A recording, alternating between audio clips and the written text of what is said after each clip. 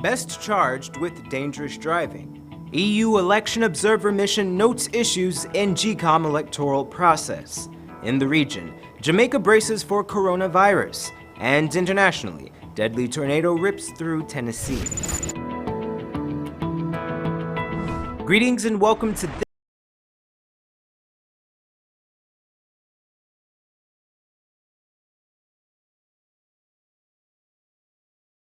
this edition of Headline News Update. I am George Gonzalez. Thank you for joining us. Former GDF Chief of Staff Gary Best had his day in court today. Here's Esther Sobers with that story. Former Chief of Staff of the Guyana Defense Force, Rear Admiral Gary Best, appeared before the Georgetown Magistrates Court. Best faced the courts to answer the dangerous driving charge. It is alleged that on February 8, 2020, at the Clive Lloyd Drive, Georgetown, Best drove motor car PRR 8182 in a dangerous manner, which resulted in the death of national cyclist Jude Bentley. Best was released on $500,000 bail on the condition that he lodged his passport and report to the traffic headquarters Ivalere. His next court hearing is scheduled on March 17, 2020. For Channel 2 Headline News, Esther Sobers. Thanks, Esther. The Customs Anti-Narcotics Unit arrested a man following the discovery of a quantity of cannabis in a clump of bushes in an abandoned yard at House Street in Charleston, Georgetown. The cannabis was packed in 2 parcels and they weighed 14.2 kilograms. The discovery was made on Tuesday morning, and ranks are working on the theory that the illegal drugs might have originated from Berbice. During a press conference this morning, the European Union Observer Mission has noted several issues in the current electoral process. More from Esther Sobers. As the nation awaits the results of the Guyana Elections Commission, the European Union Election Observer Mission has released their preliminary findings for the general and regional elections. Speaking to the media, Chief Observer Irma Pate noted that election day was well managed. Nevertheless, he pointed out some of the issues that arose. Our observers worked in 201 polling stations, opening, voting, counting. Our observers assessed the process overwhelmingly positively, although some procedural safeguards were not consistently applied. The counting was conducted in a transparent manner, but we observed that the reconciliation procedures were not always followed. In the absence of clear written instructions, the mission noted inconsistencies in the results transmission and tabulation process. The legal framework here in Guyana provides a reasonable basis for competitive elections, but numerous gaps and ambiguities create legal uncertainty and also reduce transparency. The EU Electoral Mission not only focused on the general elections, but the electoral process. Pate explained that certain procedures were not followed during the elections. Here is a complete lack of transparency. There are a few sentences in the legislation, but I'm not sure that they are followed. So that basically nobody knows who finances electoral campaign, what is the reason why they finance electoral campaign, and also, well, what could be politically possible outcome of this kind of financing of politics and financing of political campaign if you don't know who are the sponsors.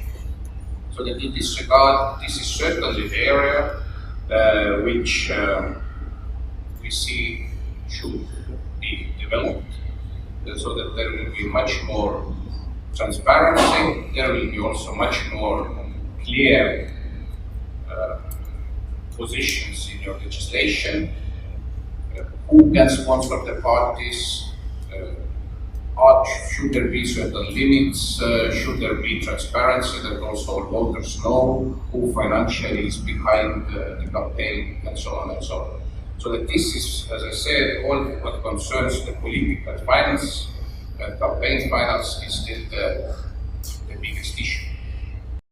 Whilst these are preliminary findings, the EU Electoral Observer Missions plans to return to Guyana within 3 months to conclude their findings. We mentioned that some safeguards or procedures were not always followed at the polling stations. Namely, we can mention probably two.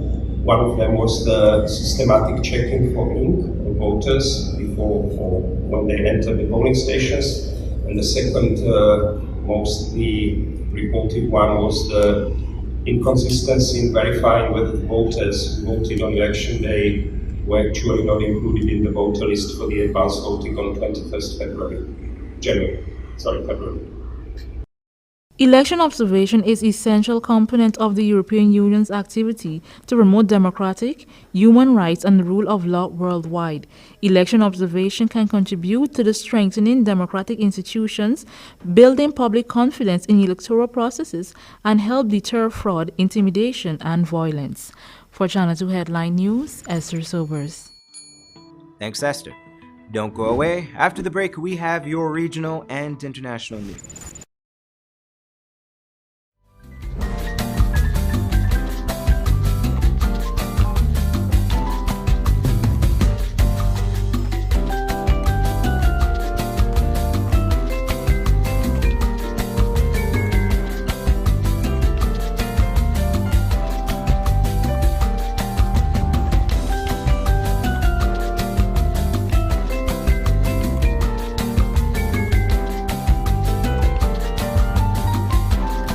Hurry down to Zasco on 15 North Road between Camp and Wellington Streets. Quality products at low cost for every room in your home.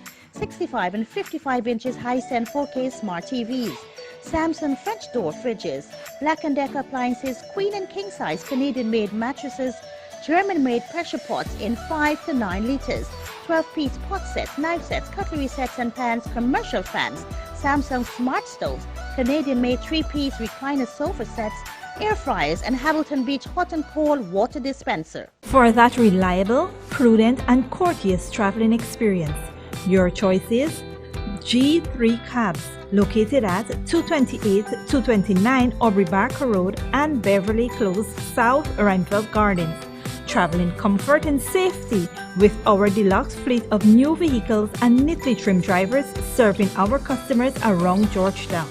We deliver cooking gas, small packages, run errands, and provide minor vehicular roadside assistance such as jump starts of vehicles, flat tires, spare wheel assistance, and more.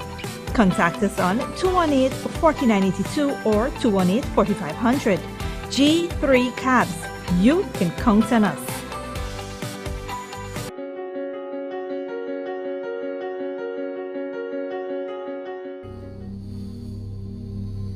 This place is really hot. What's wrong with your AC?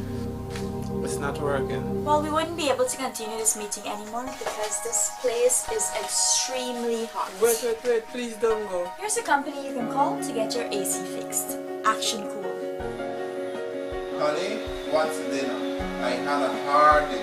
I'm sorry you had a hard day, but guess what, babes? I didn't cook today because the stove is not working. Having trouble at home or at the office? Then call the professionals at Action Cool. Our fully trained technical team have the skills and experience in repairs of all air-conditioned units, refrigerators, gas stoves, washing machines, and a whole lot more. For further information, visit us at 86 Hill and Princess Street, Mandela Avenue, Georgetown, or call us on telephone number 225-7867.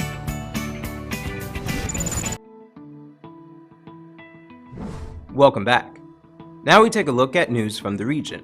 The government of Jamaica is enhancing its readiness for the very real possibility of the coronavirus going to the island, as news reports suggest that it has spread to more than 60 countries, 3 of those areas in the Caribbean. Jamaica's Health Minister Dr. Christopher Tufton said that so far Jamaica has had no cases. Up to March 1st, there were more than 87,000 confirmed cases of COVID-19 reported globally and close to 3,000 deaths. Among those countries impacted are 3 from within the Caribbean, namely the Dominican Republic, St. Bart's, and St. Martin.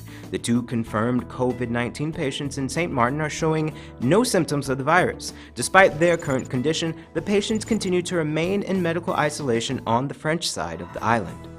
And internationally, Several storms and tornadoes have ripped across the U.S. state of Tennessee, shredding at least 40 buildings, causing severe damage in the state capital, and killing at least 19 people. Al Jazeera's Charlotte Bellis reports. An eerie call to take shelter for Tennessee residents. The siren warns of a looming tornado. This is one moving through downtown Nashville, but there were multiple tornadoes early Tuesday morning throughout the state of Tennessee. Oh my God! The roof from the other building right next to us was blown off, hitting our roof or our wall and windows, and the roof of our hotel below us was ripped off and it was hitting our stuff, and yeah, it was pretty scary. They left tens of thousands without power as the winds damaged electrical equipment that lit up the sky. More than 150 people were rushed to hospital. We heard the sirens going off, we heard the wind, we went in the basement. 20 seconds later it was done. It was gone, 20 seconds. One tornado hit the ground near downtown Nashville and ripped a 16-kilometre path to the city's eastern suburbs. There are multiple homes damaged, there are multiple injuries, and we are still in that response. Our priority right now is assessing the injuries. We are responding, trying to find those who are trapped, trying to find those who are injured. As day broke, the death toll grew and extent of damage was revealed. In Nashville alone, hundreds were left homeless. Schools, courts, public transportation, an airport and the state capitol were closed. Officials scrambled to find alternate sites for Super Tuesday voting. Tennessee, the first to feel the brunt of America's 2020 tornado season. Charlotte Bellis, Al Jazeera.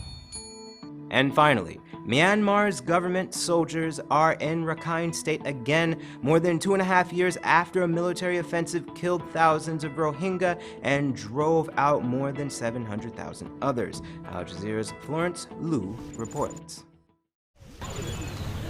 For these students, school is now in a monastery, and home is a temporary shelter in a camp for the internally displaced.